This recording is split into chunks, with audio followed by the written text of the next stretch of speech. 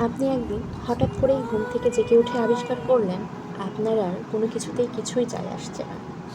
কোনো পূর্ব সতর্কতা নেই, কোনো ঝগড়া বিবাদ নেই, আবার কোনো নাটকীয় বিদায় নেই। চারপাশটা কেবলই শান্ত স্নিগ্ধ এবং এমন এক নীরবতা যা আপনাকে মনে করিয়ে দেয় আপনি আবারও প্রাণ ভরে নিঃশ্বাস নিতে পারছেন।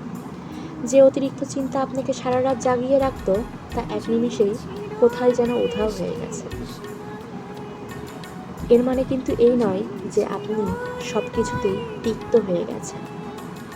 আপনার মনে কোথাও কোনো কারো জন্য কোনো ক্ষোভও নেই।